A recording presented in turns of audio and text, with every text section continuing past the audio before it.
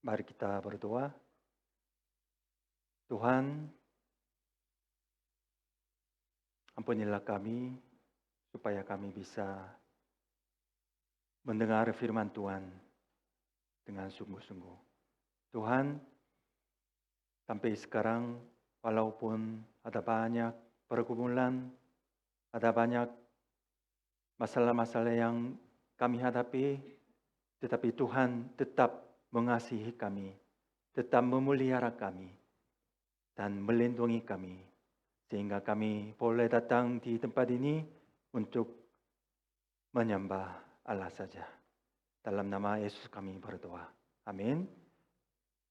Semua silakan duduk.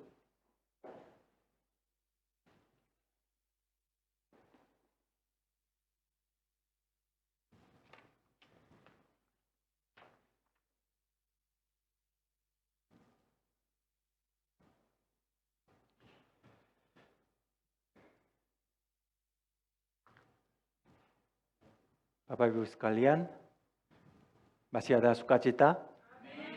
Amin. Haleluya.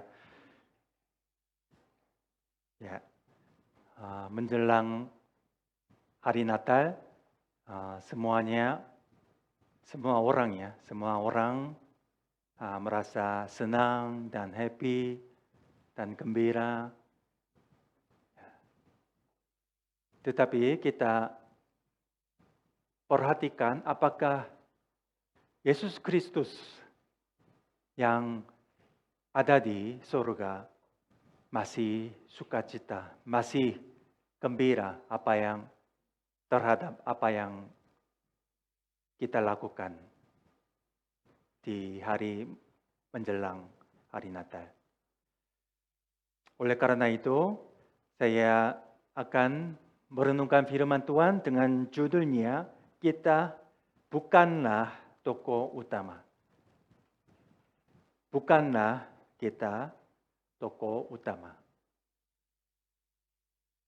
Yesaya, saya akan membacakan firman Tuhan sekali lagi, Yesaya pasal 12.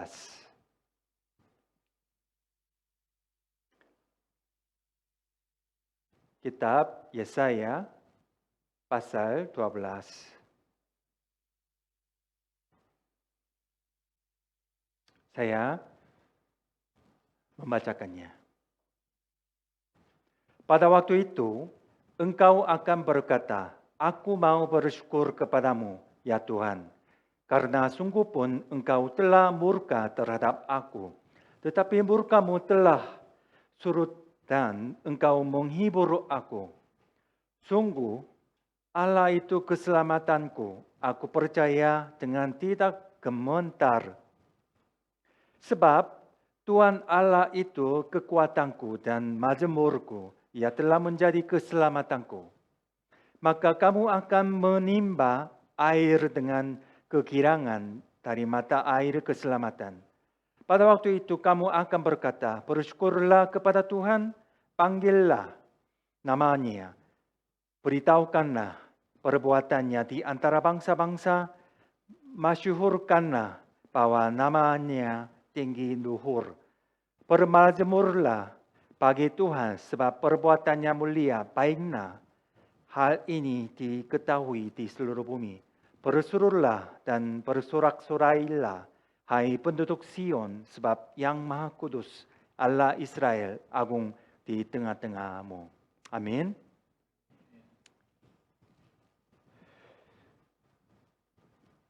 Ketika kita membaca Yesaya pasal 12, kita merasa sukacita dan gembira dengan damai sejahtera karena Allah menyurutkan burukannya dan ingin memberi kita penghiburan, apalagi keselamatan. Tuhan adalah penyayang dan pengasih dengan panjang sabar dan berlimpah kasih setianya. Ini diambil dari Mazmur pasal 103 ayat 8. Jadi di dalam pasal 12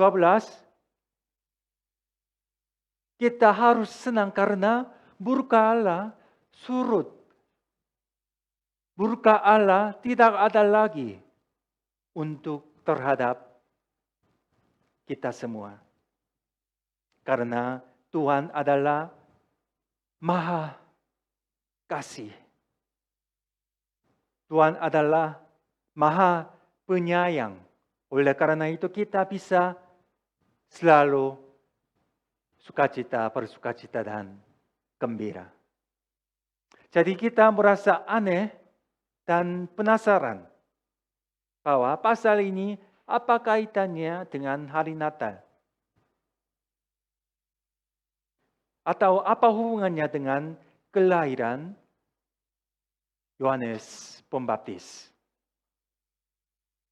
Karena sesuai dengan urutan Nats Alkitab Gereja Anglikan Indonesia, Yesaya pasal 12 dan Lukas 1 ayat 57 sampai dengan ayat 66 diberi kepada saya sebagai nats hopa untuk merenungkan firman Tuhan untuk minggu ini. Jadi apa hubungannya? Apa kaitannya di antara dua bagian Alkitab? Kalau dalam Lukas pasal 1 ayat 57 dijelaskan tentang kelahiran Yohanes. Pertanyaan lagi kepada Bapak Ibu sekalian, apa kaitannya di antara kitab Yohanes dengan kitab Injil Lukas? Coba pikirkan, apa suruhannya dari Yohanes Pembaptis? Kalau gelar Pembaptis ini nanti diberikannya, bukan Yohanes ketika dilahirkan dikasih pembaptisnya. Kalau saya bacakan Lukas pasal 3 ayat 6 sampai dengan ayat 7 bisa dibandingkan di antara dua bagian Alkitab. Saya membacakan, dan semua orang akan melihat keselamatan yang dari Tuhan. Lalu ia berkata kepada orang banyak yang datang kepadanya untuk dibaptis. Sedang siapa yang berkata? Yohanes Pembaptis. Katanya, hai kamu keturunan ular beludak. Siapakah yang mengatakan kepada kamu supaya melarikan diri dari murka yang akan datang? Ini suruhannya dari Yohanes. Kalau singkat, haruslah bertobat untuk menghindari murka Allah dan memperoleh keselamatan. Dalam Yesaya pasal 11 telah dinyatakan bahwa suatu tunas akan keluar dari tunggul Isai dan taruk yang akan tumbuh dari pangkalnya akan berbuah. Telah dinubuatkan terhadap Yesus Kristus. Jadi kitab Yesaya pasal 12 dikatakan murkanya akan hilang dan hanya keselamatan saja akan muncul di tengah-tengah bangsa Israel. Karena sebelum pasal 12 di dalam pasal Yesaya pasal 11 telah dinyatakan tentang kelahiran Yesus Kristus. Inilah hubungannya di antara Yesaya dan Lukas. Lanjut, kalau kita melihat peristiwa kelahiran Yohanes, kita bisa terkejut dan merasa campur tangan Tuhan. Apa yang terjadi? Kelahirannya dianggap mukjizat. Karena ibunya Elizabeth mandul karena dia tidak bisa mengandung, tidak bisa melahirkan anak.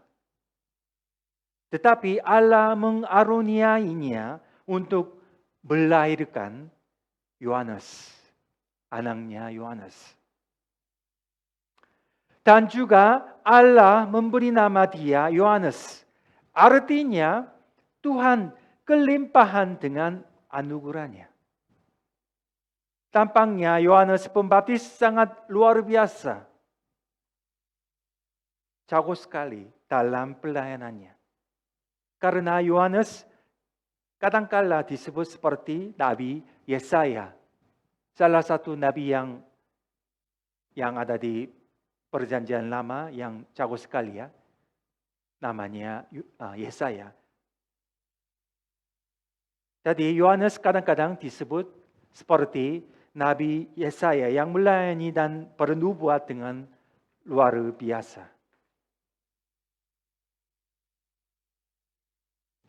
Bapak Ibu sekalian, walaupun Yohanes Pembaptis jago, tetapi ia tidak bisa menjadi tokoh utama dalam sejarah keselamatan.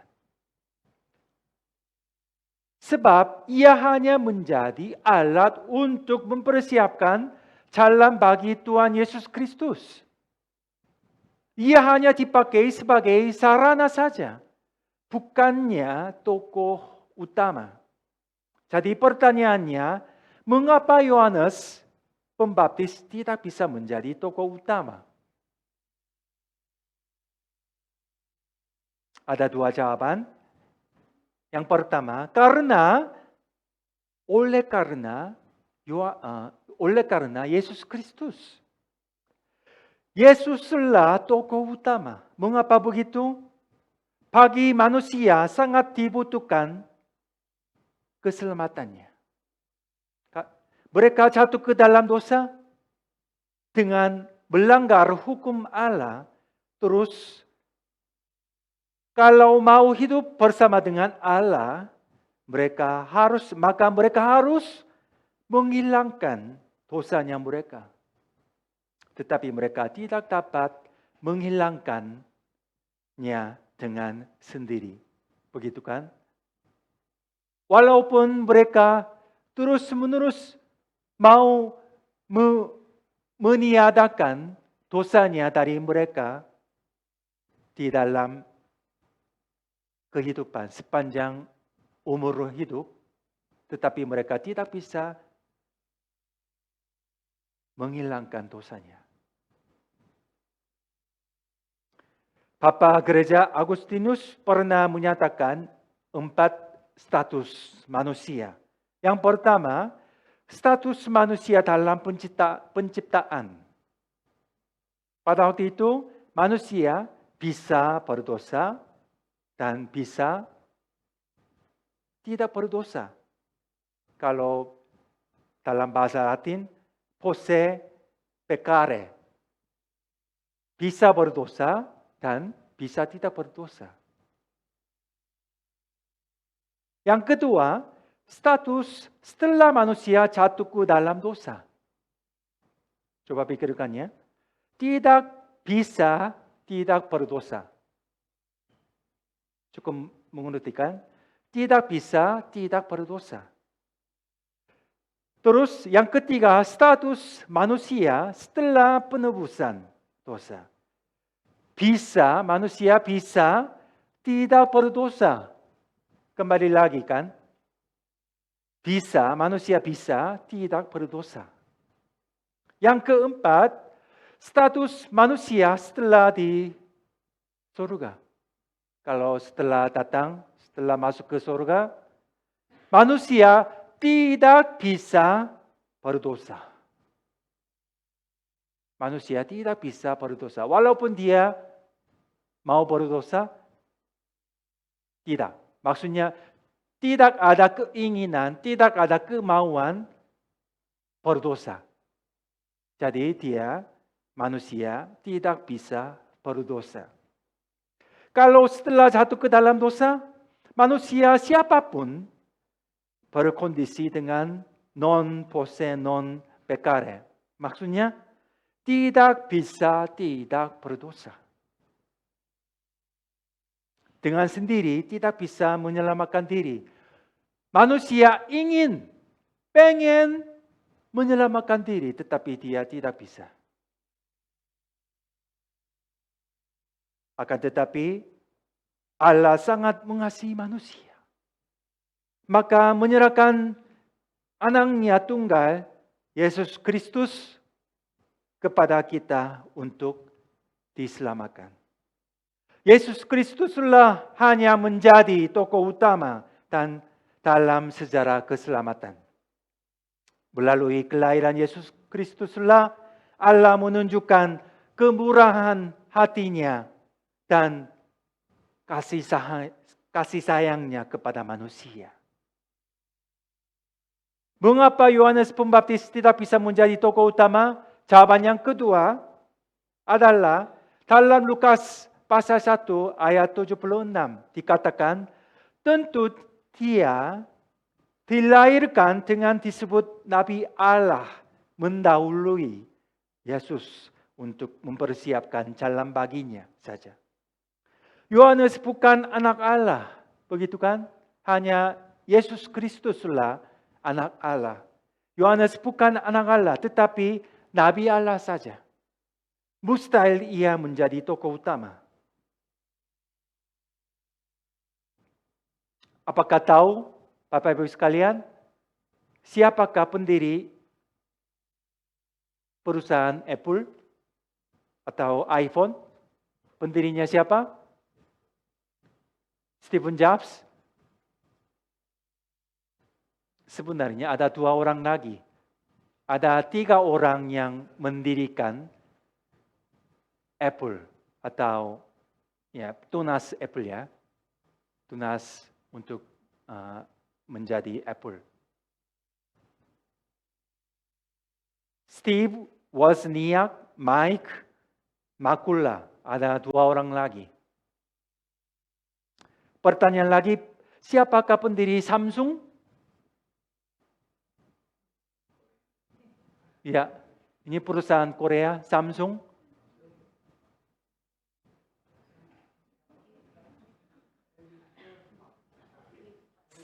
CEO yang sekarang itu Lee Jae-yong. Lee Jae-yong itu CEO sekarang, CEO sekarang. Kakeknya dari CEO sekarang itu yang bernama Lee Byung-chul. Kurang ya, sampai sekarang belum tahu ya. Walaupun kita tidak tahu pendirinya, tetapi brand Samsung, brand Apple, iPhone kita tahu.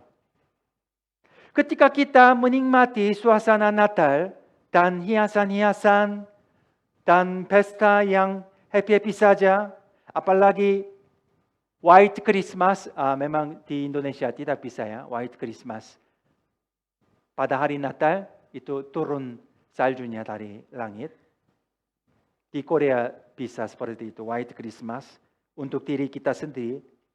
Tetapi pada waktu itu kita jangan lupa, bukanlah manusia tokoh utama hari Natal.